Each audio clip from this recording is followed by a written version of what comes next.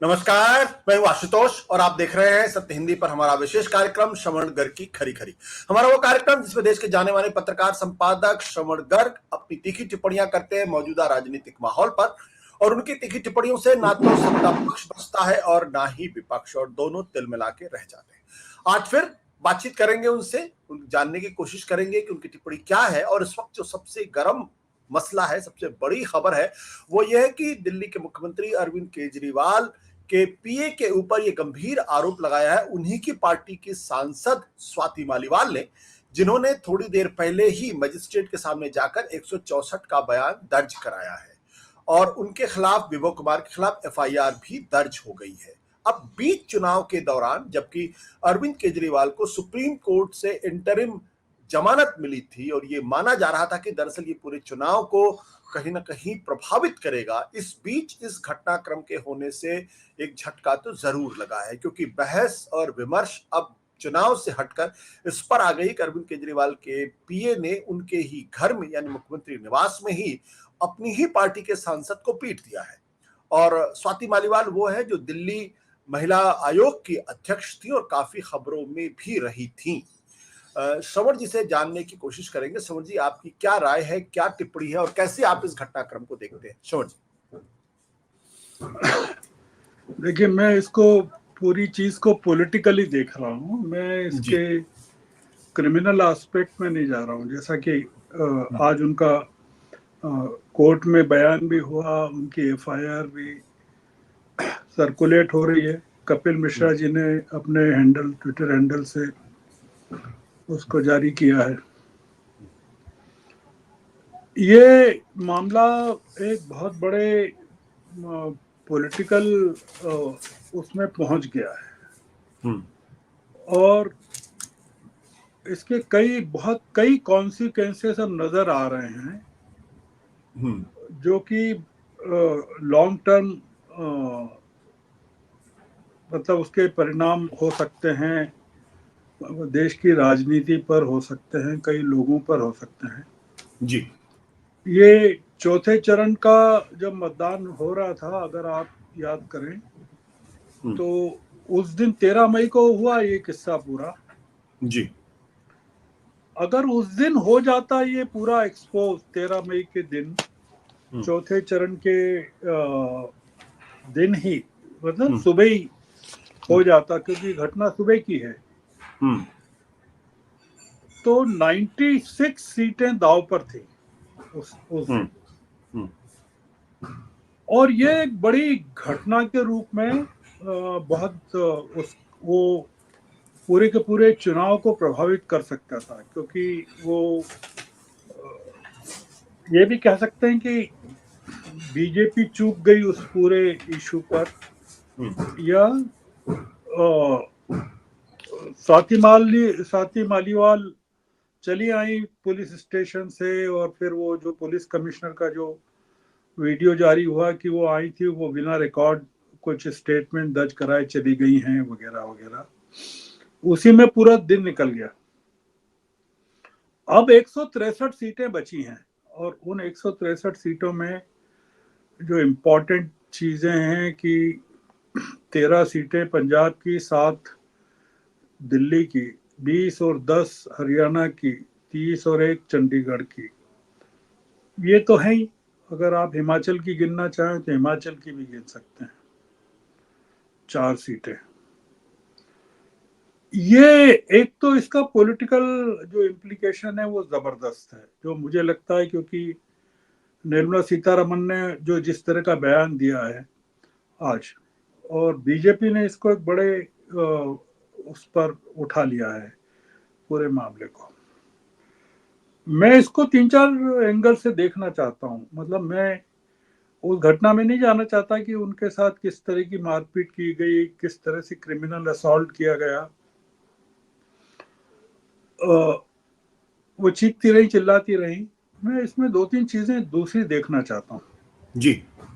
एक तो मैं ये देखना चाहता हूँ कि ये जो घटना है ये कोई आइसोलेटेड इंसिडेंट नहीं है। मैं इसको पूरी आम आदमी की जो पूरी पर्सनैलिटी है, जो उसका डेवलपमेंट है जब से बनी है, इंडिया अगेंस्ट करप्शन के मूवमेंट्स उसका आंदोलन, जिन लोगों की उसमें मदद ली गई उनको कालांतर में अलग कर दिया जाना, उनके साथ दुर्व्यवहार करना, और स्वाति मालीवाल जो खुद हैं वो भी इंडिया अगेंस्ट करप्शन आंदोलन के पहले से अरविंद केजरीवाल जी के साथ जुड़ी हुई थी, ऐसा मैंने सुना है, उस जमाने से जुड़ी हुई थी। तो ये भी नहीं है कि वो कोई नई भर्ती हैं पूरे मूवमेंट में, और वो सीएम हाउस में रूटीनली आती आती रहती थी, मतलब उसमें कोई ये भी नहीं है कि कोई अपॉइंटमेंट लेकर उनको जाना पड़ता था।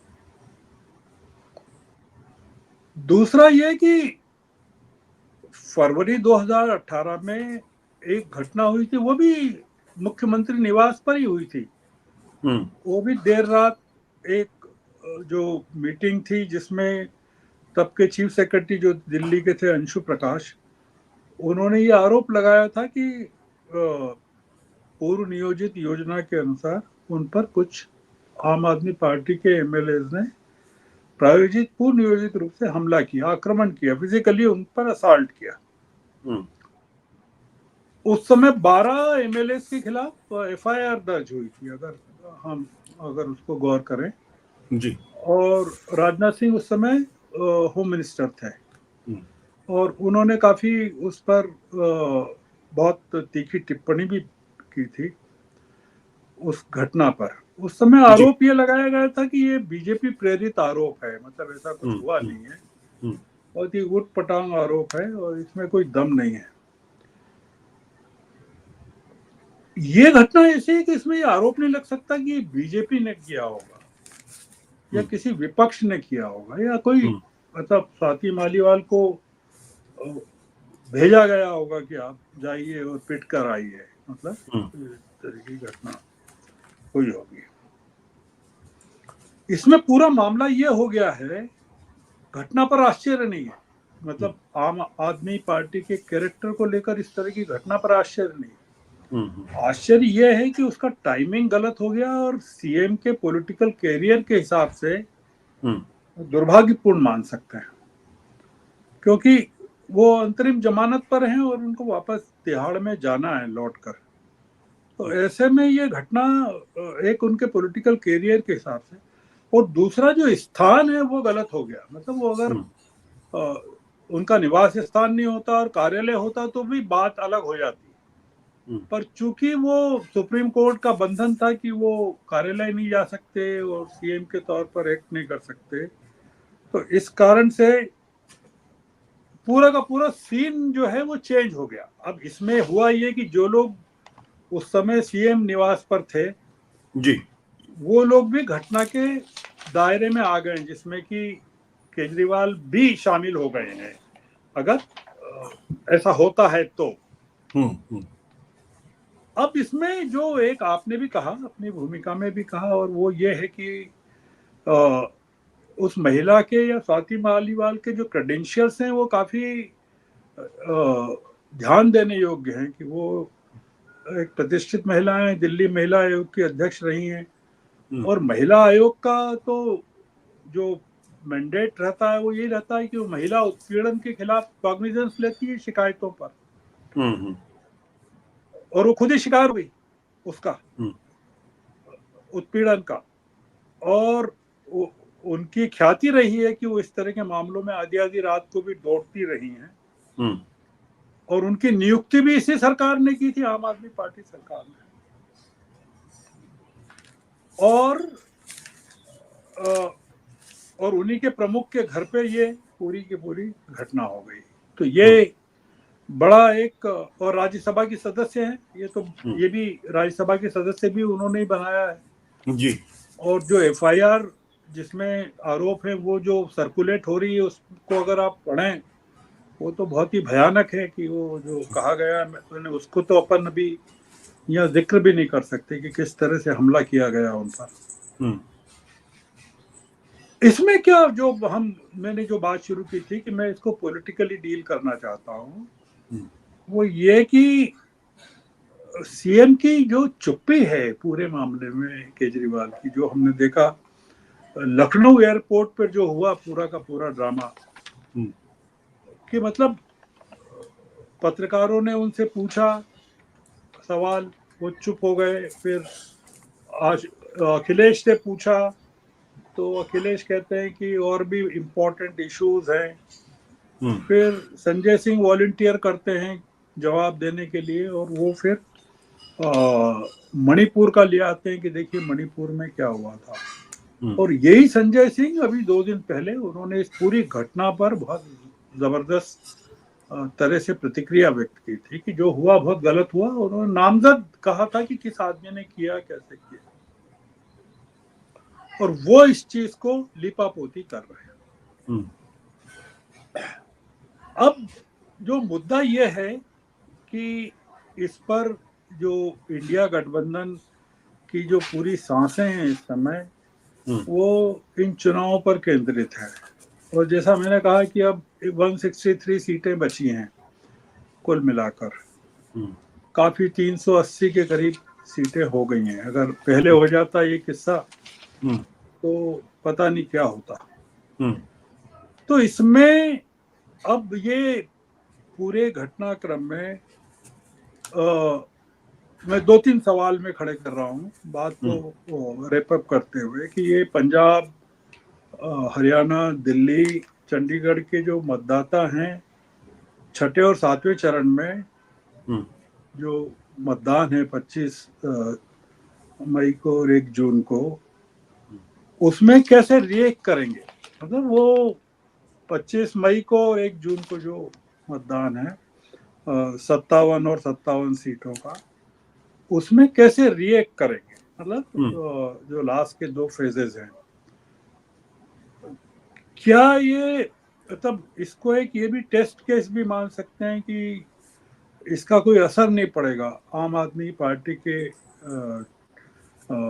मतदाताओं पर। वो इसको, क्योंकि वो एक पॉइंट ये भी है कि वो जो उम्मीदवार हैं उनकी तो कोई गलती है नहीं उसमें, उम्मीदवार जो खड़े हैं वो तो इन्वॉल्व है नहीं। तो क्या मतदाता इसको इस तरह से भी ले सकते हैं कि भाई नहीं, ये इस समय इंडिया गठबंधन को मजबूत करना है और हमको अरविंद केजरीवाल को नहीं देखना है या सीएम को नहीं देखना है, हमको तो केवल लार्जर पिक्चर देखना है जिसमें उम्मीदवार विपक्ष का है और बीजेपी इस मामले का एडवांटेज लेना चाहती है, इसलिए उसको एडवांटेज नहीं देंगे।